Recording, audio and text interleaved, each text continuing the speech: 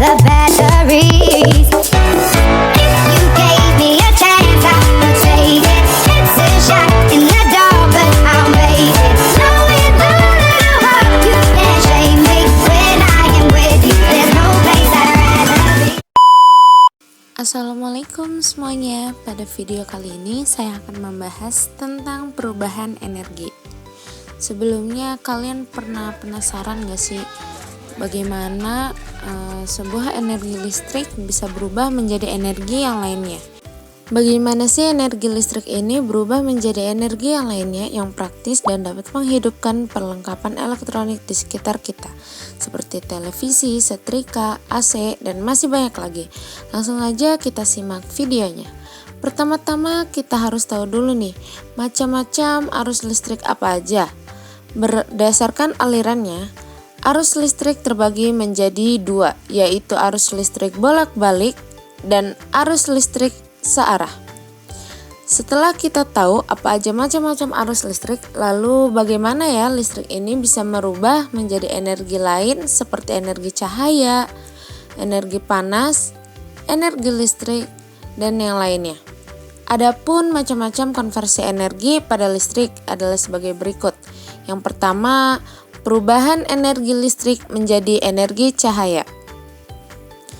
Jika sepotong kawat logam dipanaskan oleh sebuah cairan bunsen atau lampu tempel dalam waktu yang sangat singkat, kawat tadi akan menjadi bersinar bercahaya berwarna merah. Jika proses pemanasan terus dilanjutkan, maka cahaya merahnya akan berubah menjadi cahaya berwarna putih. Untuk tercapainya proses ini dibutuhkan panas yang cukup besar. Proses ini merupakan salah satu konsep dasar pemikiran untuk pembuatan sebuah lampu pijar listrik. Sebagaimana kita ketahui, jika arus yang mengalir sepanjang kawat yang memiliki hambatan, maka arus ini akan menimbulkan energi panas. Contohnya adalah lampu yang ada pada rumah kita sendiri. Yang kedua yaitu perubahan energi listrik menjadi energi panas. Perubahan energi listrik menjadi energi kalor dapat diamati pada alat-alat pada setrika listrik, kompor listrik, solder, dan teko listrik. Alat-alat tersebut dapat menghasilkan kalor karena memiliki elemen pemanas. Elemen pemanas merupakan sejenis hambatan listrik. Ketika elemen pemanas dialiri arus listrik selama waktu tertentu, maka sebagian arus listrik ini akan berubah menjadi energi kalor. Adanya energi kalor menyebabkan benda-benda yang berhubungan dengan konduktor elemen panas seperti pakaian pada setrika listrik, bahan makanan pada kompor listrik, timah pada solder, air pada teko listrik, itu akan terjadi kenaikan suhu. Yang ketiga, perubahan energi listrik menjadi bunyi. Pada perubahan energi listrik menjadi bunyi, kita ambil contoh yaitu speaker. Setelah dialiri listrik, speaker akan berbunyi dan akan terlihat maju dan mundur. Dalam speaker, sinyal akan memanfaatkan gumpalan solenoid dan magnet permanen. Listrik dialirkan berubah-ubah pada solenoid sehingga menghasilkan medan magnet atau yang biasa dikenal sebagai elektromagnet yang juga berubah-ubah. Akibatnya, magnet permanen akan menarik solenoid pada suatu saat dan akan mendorong solenoid lagi pada saat yang lain. Pergerakan solenoid ini menyebabkan membran dalam speaker bekerja.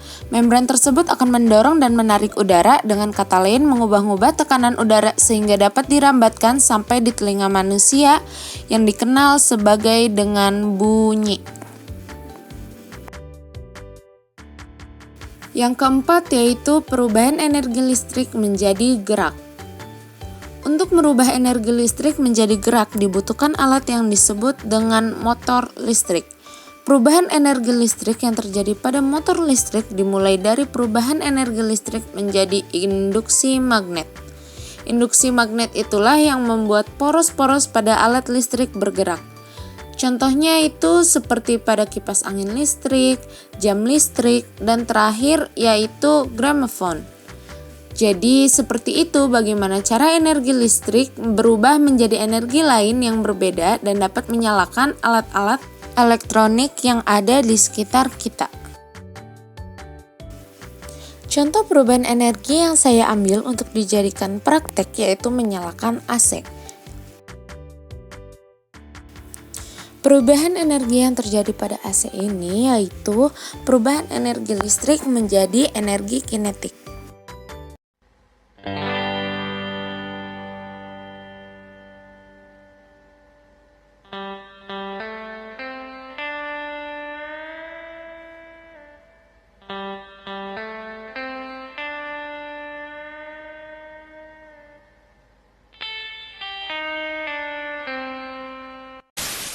Get you another name, switch up the batteries.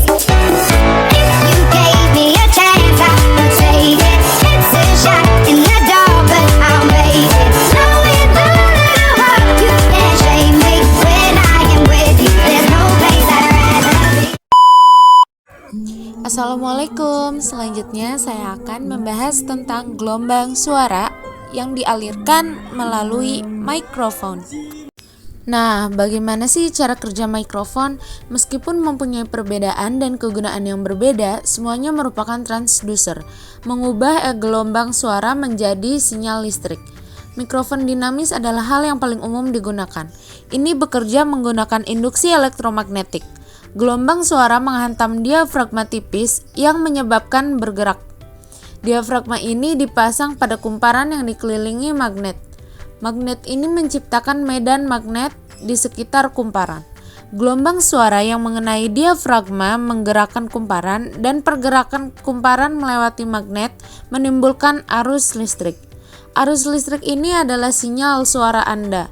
Loudspeaker bekerja secara terbalik. Di sini sinyal yang masuk menggerakkan kumparan yang pada gilirannya menggerakkan diafragma menciptakan gelombang suara. 안녕하세요 여러분들이 오랜만이네요. barangkali sekarang sesi yang jawab barangkali teman-teman ada pertanyaan boleh silakan.